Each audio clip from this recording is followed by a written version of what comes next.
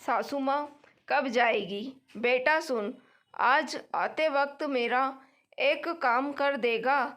दमयंती जी ने सोमेश से पूछा।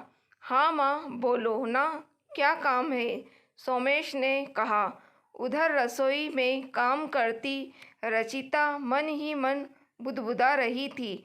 जब से आई है ज़रा पल भर भी का सुकून नहीं है।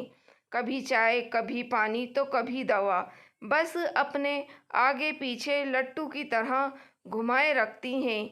कल मेरा जन्मदिन है, वो भी इनकी सेवा में बीत जाना है। कितना मन था सुबह मंदिर जाकर पूजा करूंगी, फिर शाम को सोमेश के साथ किसी मॉल में शॉपिंग और डिनर कर घर आते। पर ये है ना महारानी जी, इनके रहते हम बाहर कैसे जा सकते हैं? बाहर का खाना तो इन्हें हजम नहीं होगा। पहले पकाओ फिर कहीं जाओ। कितना अच्छा था ये इधर अपने घर में ही रहती थी। उधर दमयंती जी से बात कर सोमेश ऑफिस चला गया। पूरे दिन रचिता मन ही मन सास को जली कटी सुनाती रही। ना अच्छे से बात की, ना दो घड़ी उनके पास बैठी। सोमेश ही माँ को जिद कर कर साथ लाया था। जब इस बार घर गए थे, अब तो सास यहीं रहेगी, सारी आज़ादी खत्म। सोच सोच कर रचिता को कोफ्त हो रही थी। रात सोमेश जब घर आया तो पहले माँ से मिलने गया, फिर चाय नाश्ता किया। रात को खाने के बाद जब अब सब सोने जा रहे थे, दमयंती जी ने रचिता को कमरे में बुलाया।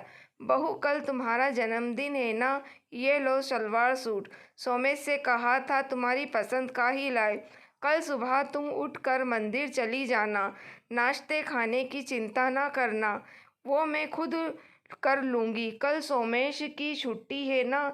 नहीं, पर जब वो ऑफिस से आ जाए तुम उसके साथ बाहर घूमने जाना। दमयंती जी एक पैकेट रचिता को देती हुई बोली। पर माँ, आपको कैसे पता मैं मंदिर जाती हूँ? नए कपड़े पहनकर आश्चर्य से रचिता ने पूछा। बहू, तुम हर बार मंदिर से निकलकर ही तो फ़ोन कर आशीर्वाद लेती हो, तो कैसे याद नहीं रहेगा? दमयंती जी ने कहा। रचिता पैकेट लेकर सास को प्रणाम करने जाने लगी तो दमयंती जी बोली। बहू, तुम जैसे पहले रहती थी वैसे ही रहो, मेरी वजह से परेशान मत हुआ करो। बस जब से यहाँ आई हूँ तो लगता है घर में कोई तो है, तो बस तुम्हें अपने आसपास रखने को बहुत कुछ न कुछ करवाती रहती हूँ। वहाँ घर पर तो अकेले ही रही थी ना? जी माँ, रचिता बस इतना ही कह पाई। बाहर सोमेश ये सब खड़े होकर सुन रहा था।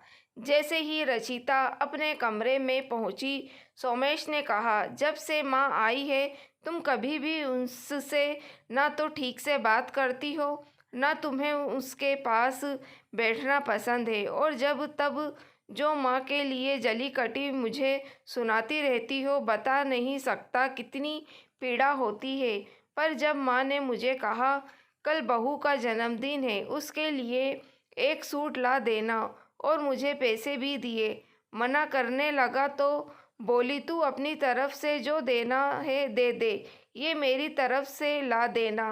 अब बताओ माँ के मन में तुम्हारे लिए क्या है और तुम्हारे मन में माँ के लिए क्या है? मुझे माफ़ कर दो सोमेश, मैं माँ को समझ ही नहीं पा रही थी। वो जब से यहाँ आई मुझे लग रहा था मेरा काम बढ़ गया है, पर ये नहीं सोच पाई वो अपने अकेलेपन की वजह से मुझे अपने आस पास रखती थी।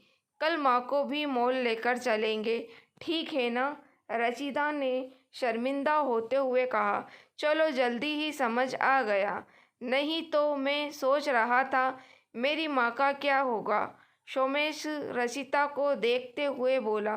कुछ नहीं होगा, अब माँ अपनी बहू के साथ अच्छे से रहेगी, तुम देख लेना, रचिता ने कहा कर सो गई। कल की सुबह उसे माँ सामान सास के आशीर्वाद भी तो लेना था। उधर सोमेश अब माँ को लेकर थोड़ा बेफिक्र हो गया था। दोस्तों, अगर आपको कहानी पसंद आई है तो प्लीज़ आप मेरे चैनल वॉइस ऑफ नीलोफर को सब्सक्राइब ज़रूर कीजिएगा और मेरी वीडियो को लाइक और शेयर भी ज़रूर कीजिएगा। Thank you for watching.